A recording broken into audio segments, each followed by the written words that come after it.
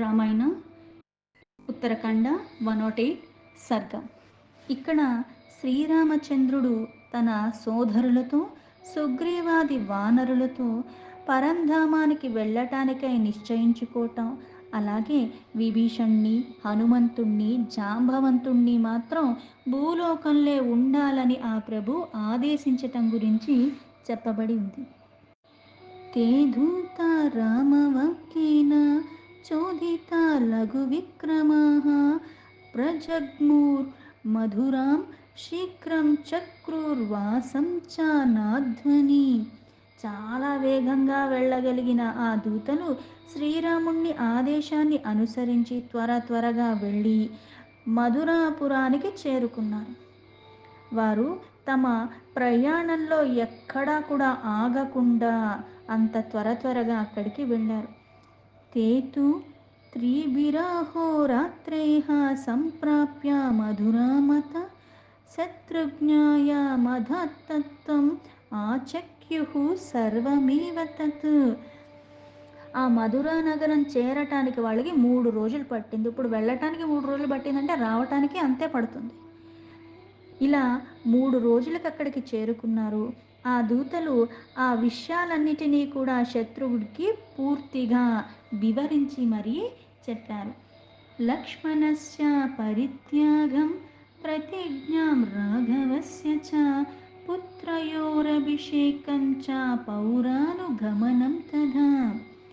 ఆ వివరించి చెప్పటంలో రాముడు లక్ష్మణ్ణి పరిత్యాజించటం, శ్రీరాముడు తన అవతారం యొక్క పరసమాప్తికి అనుగుణంగా చేసిన ప్రతిజ్ఞ, అలాగే లవకుశులకి పట్టాభిషిక్తుణ్ణి చెయ్యుట, అలాగే ఆ పౌరులు వేడుకున్న దానికి ఆ పౌరులతో సహా పరంధామానికి వెళ్ళటానికి రాముడు వాళ్ళకి ఆమోదాన్ని చెప్పిన విషయాలన్నీ కూడా ఈ దూతలు శత్రుఘ్నుడికి చెప్పారు. కుశస్య నగరీ రమ్యా వింధ్యపర్వతరోధసి కుశావతీతి నామ్నా సాకృతా రామేణ ధీమతా శ్రావస్తీతి పురీ రమ్యా శ్రావితా చ లవస్య చ. ప్రజ్ఞాశాలి అయిన శ్రీరాముడు వింధ్యగిరి ప్రాంతంలో ఆ కుషునకై చాలా అందమైన కుశావతి అన్న నగరాన్ని, అలాగే లవడు కోసం సుప్రసిద్ధమైన శ్రావస్తి అన్న పురాన్ని నిర్మింపచేశాడు. అయోధ్యాం విజనాం కృత్వా రాఘవో భరతస్తథా స్వర్గస్య గమనోద్యోగం కృతవంతో మహారథో. మహారథులైన అంటే చాలా వేగంగా తీసుకెళ్ళగలిగిన సామర్థ్యం కలిగిన వాళ్ళు. శ్రీరాముడు భరతులొక్క పరంధామానికి వెళ్ళటానికి విద్యుక్తులై ఉన్నారు అని, పౌరులందరూ కూడా వారిని అనుసరించి వెళ్ళటానికి వాళ్ళందరూ కూడా సిద్ధమై ఉన్నారని, అయోధ్యం ఇంకా శూన్యం కానున్నది అని చెప్పారు.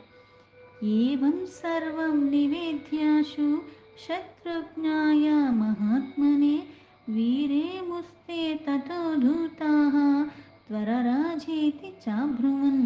ఈ విషయాలు అన్నిటినీ మహాత్ముడైన శత్రుఘ్నుడికి ఆ దూతలు విన్నవించిన తర్వాత వారు మహారాజా త్వరగా అయోధ్యకు వచ్చేయండి అని ఆర్థించారు. తచ్చుత్వా ఘోర సంకాసం కులక్షయాముపస్థితం ప్రకృతిస్తు సమానీయ కాంచనం చ పురోధసం. అంతటా శత్రుఘ్నుడు కర్ణ కఠోరమైన అంటే వినటానికి చాలా బాధాకరమైన విషయాల ఆ వార్తలన్నీ విని వంశం క్షీణించకపోతుంది అని గ్రహించాడు. వెంటనే అతడు కాంచనుడు అన్న పురోహితుణ్ణి సమస్త పౌరుల్ని కూడా పిలిపించాడు. తేషాం సర్వ యథావృత్తం అబ్రవీద్ రఘునందనః ఆత్మనశ్చ విపర్యాసం భవిష్యం భ్రాతృభిః సహ. అలా అందరినీ పిలిపించిన తర్వాత ఆ మహారాజు జరిగిన విషయాలన్నిటినీ కూడా చెప్పి తాను కూడా తన సోదరులతో కలిసి దేహత్యాగం చెయ్యటానికి చెయ్యనున్నట్లుగా వారితో చెప్పాడు. తతః పుత్రద్వయం వీరః సోభ్యషించన్నరధీపః సుబాహుర్మధురాం లేభే శత్రుఘ్నాతి చ వైధిషం.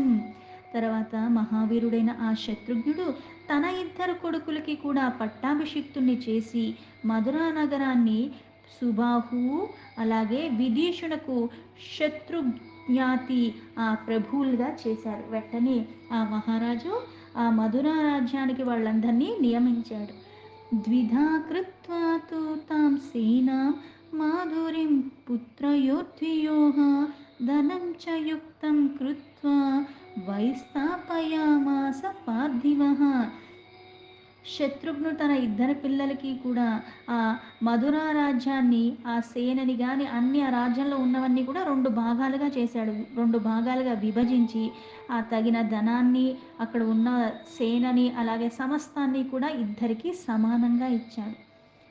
సుబాహుం మధురాయాంచ వైదేశే శత్రుఘాతినం యయోస్థాప్య తథా అయోధ్య రథేనేకేన రాఘవః.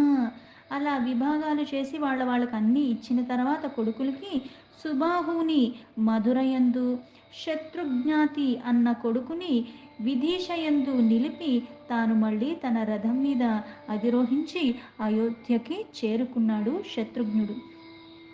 సదదర్శ మహాత్మానం జ్వలంతమివ పావకం సూక్ష్మాక్షౌమాంబరధరం మునిభిః సార్ధమక్షయేః.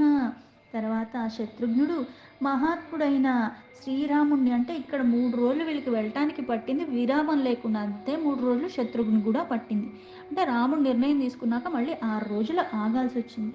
శత్రుఘ్నుడు మహాత్ముడైన శ్రీరాముణ్ణి దర్శించుకుని అప్పుడు ఆ రాముడు సున్నితమైన పట్టు వస్త్రాల్ని ధరించి ఎంతోమంది మునుల మధ్య ప్రజ్వలిస్తున్న అగ్ని జ్వాలల్లాగా ఉన్నాడు.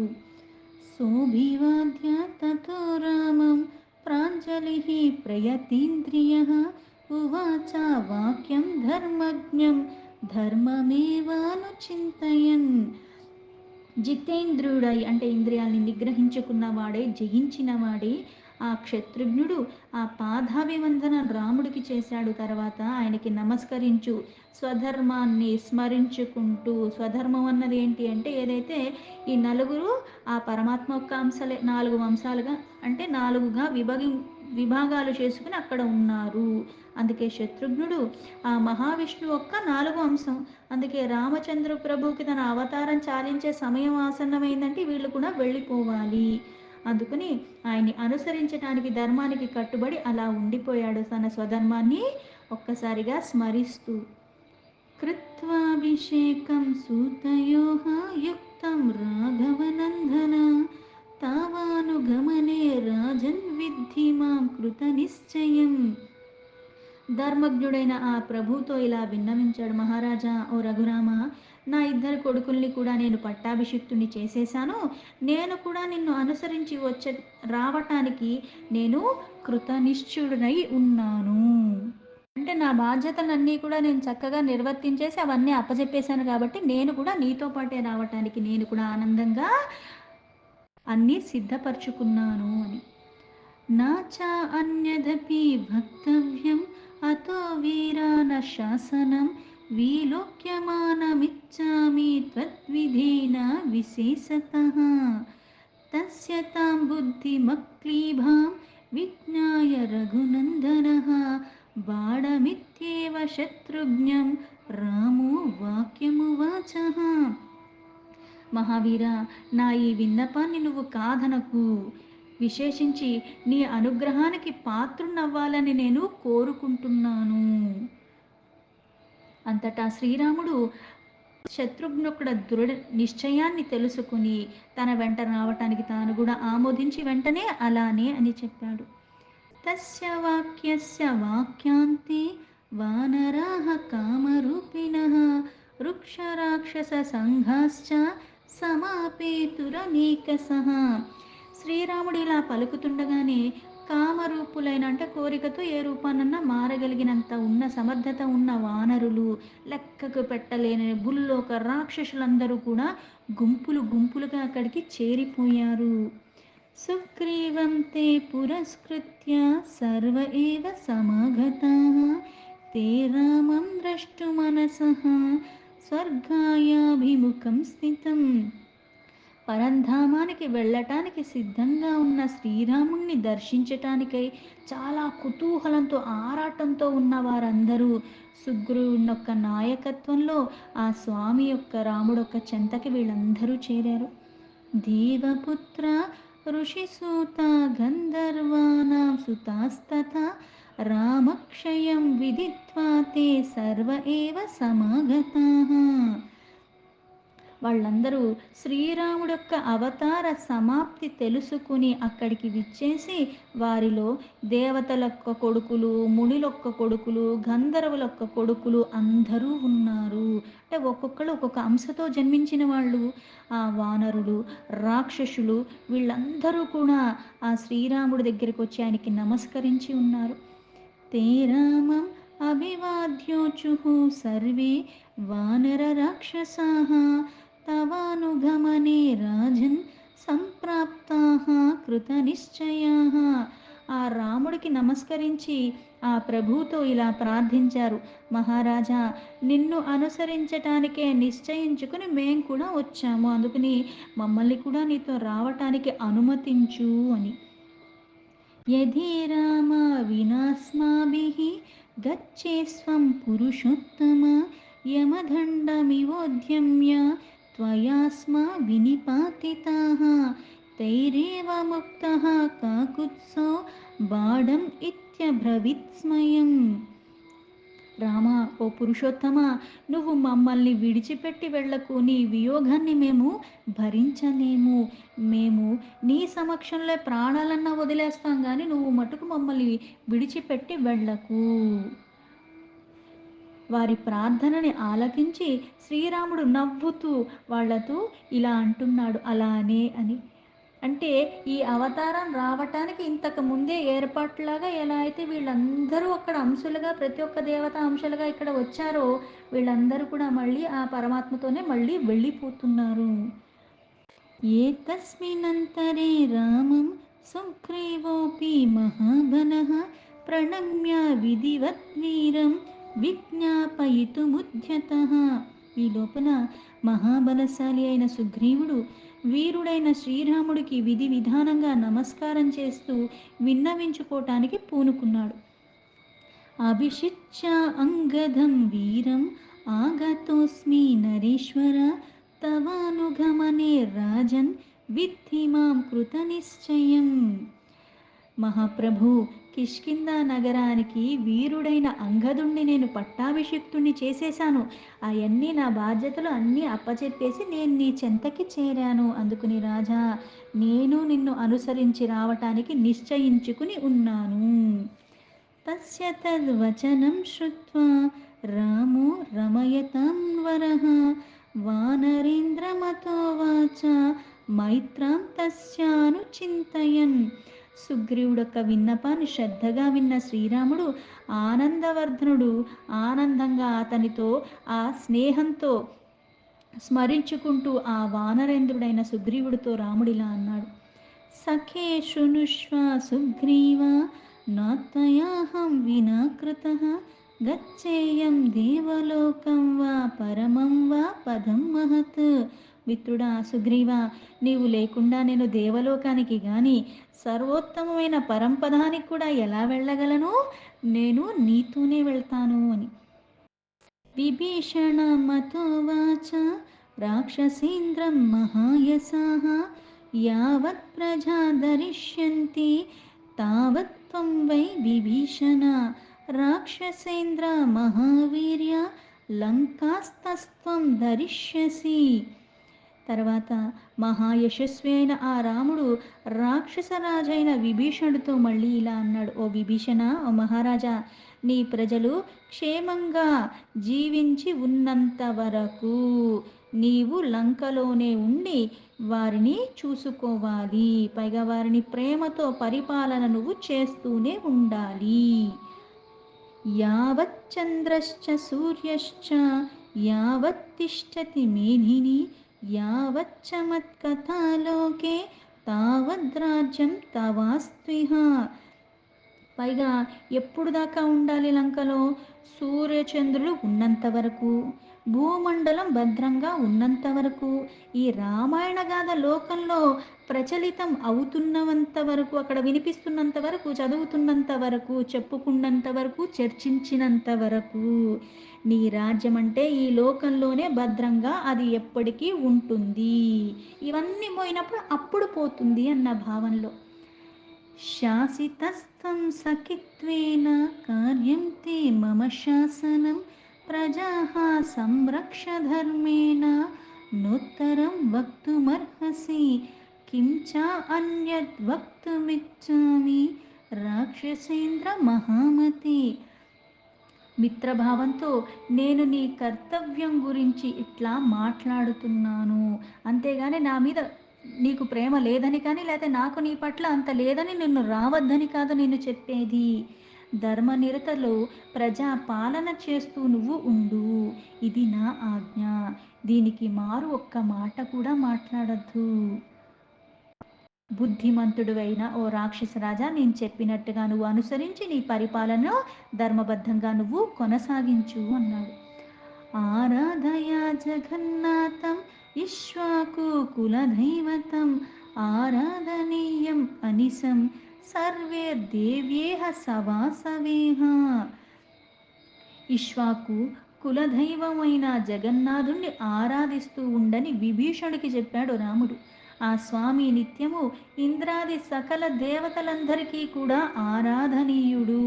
అందుకుని ఆయన నువ్వు ఆరాధిస్తూ ధర్మబద్ధంగా ప్రజల్ని పాలిస్తూ ఉండు అని చెప్పాడు. తదేతి ప్రతిజగ్రాహ రామవాక్యం విభీషణ రాజా రాక్షసముఖ్యానాం రాఘవాజ్ఞాం అనుస్మరన్. రాక్షస ప్రముఖులకు రాజైన విభీషణుడు రాముడొక్క ఆజ్ఞను స్మరించుకుంటూ ఆ రాముడు పలుకులకి తలదాల్చి వాటిని అంగీకరించేలా ఉండిపోయాడు. తమేవ ముక్త్వా కాకుత్సో హనుమంతం అధాబ్రవీత్ జీవితే కృతబుద్ధిస్త్వం మా ప్రతిజ్ఞాం విలోపయ. విభీషణుడితో రాముడిలా చెప్పిన తర్వాత హనుమంతుడితో ఈ విధంగా మాట్లాడుతున్నాడు. ఓ మారుతి, బ్రహ్మ ఇచ్చిన వరప్రభావంలో నువ్వు చిరంజీవివి, చిరకాలం జీవించి ఉంటావు. మత్కథాః ప్రచరిష్యంతి యావల్లోకే హరీశ్వర తావత్రమస్వ సుప్రీతో మద్వాక్యం అనుపాలయన్. నిశ్చయమైన బుద్ధితో నువ్వు చేసిన ప్రతిజ్ఞను నువ్వు వదిలిపెట్టకు. అంటే హనుమంతుడు భూలోకంలో ఉండి ఆ శ్రీరామ కథను వింటూ ఆ భాగ్యానికి ప్రార్థిస్తూ ఉంటాడు. అలాగే శ్రీరాముడు దానికి అంగీకరిస్తాడు. నేను యావజ్జీవితము శ్రీరాముడి నామాన్ని కీర్తిస్తూనే ఉంటాను అన్న వ్రతానికి పూని ఉన్నాడు. అంటే ఎప్పుడూ ఆ నామాన్ని విడిచిపెట్టకుండా ఉండేలాగా. అందుకే ఇక్కడ నువ్వు నీ ప్రతిజ్ఞను విడవకుండా అలానే ఉండు. అందుకే వానరోత్తమ, నా గాథలు ఈ లోకంలో కీర్తించబడినంత వరకు కూడా నా ఆజ్ఞని అనుసరించి నా నామ సంకీర్తనలు చేస్తూ నువ్వు పరమ ఆనందాన్ని పొందుతూ నువ్వు ఉండు అని. ఏవముక్తస్తు హనుమాన్ రాఘవేణ మహాత్మన వాక్యం విజ్ఞాపయామాస పరం హర్షమవాప్య చ. మహాత్ముడైన శ్రీరాముడు చెప్పిన మాటలు వినిన హనుమంతుడు ఎంతో సంతోషంతో ఆ ప్రభువుతో మళ్ళీ రాముడితో ఇలా విన్నవించుకుంటున్నాడు. యావత్తవ కథాలోకే విచరిష్యతి పావని తావత్ స్థాస్యామి మేధిన్యాం తవాజ్ఞం అనుపాలయన్. స్వామి, పవిత్రమైన నీ వృత్తాంతము ఈ లోకంలో వినబడుతున్నంత వరకు నీ ఆజ్ఞను పాటిస్తూ నేను ఈ భూమండలంలోనే ఉంటాను. జాంబవంతం తతోక్త్వా తు వృత్తం బ్రహ్మసూతం తథా మైందం చ ద్వివిధం చైవ పంచజాంబవతా సహ యావత్ కలిశ్చ సంప్రాప్తః తావజ్జీవిత సర్వదా. తర్వాత బ్రహ్మదేవుడు ఒక్క కొడుకు వృద్ధుడు అయిన జాంబవంతుడితో ఓ మైంధ విధులతో శ్రీరాముడు ఇలా చెప్పాడు. మీ ఐదుగురు ఎవరు? జాంబవంతుడు, విభీషణుడు, హనుమంతుడు, మైందుడు, ద్వివిధుడు, వీళ్ళందరూ ఐదుగురు. కలిపురుషుడు భూమండలంలో అడుగుపెట్టే అంతవరకు కూడా మీరు జీవిస్తూ ఉంటారు.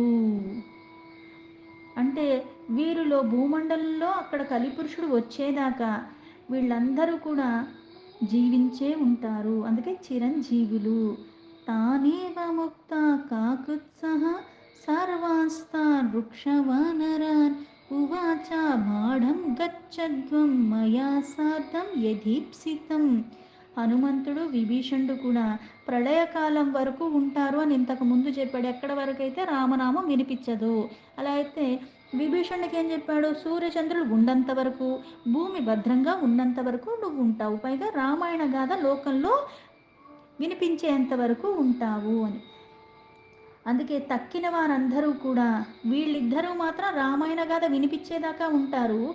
తక్కిన వారు ఎవరైతే జాంబవంతుడు, అలాగే మైందుడు, ద్వివిధుడు కలిద్వాపర యుగాలు ఆ సంధికాలం వరకే, అనగా కృష్ణవతారం ముగిసేంత వరకే వాళ్ళు జీవిస్తారు.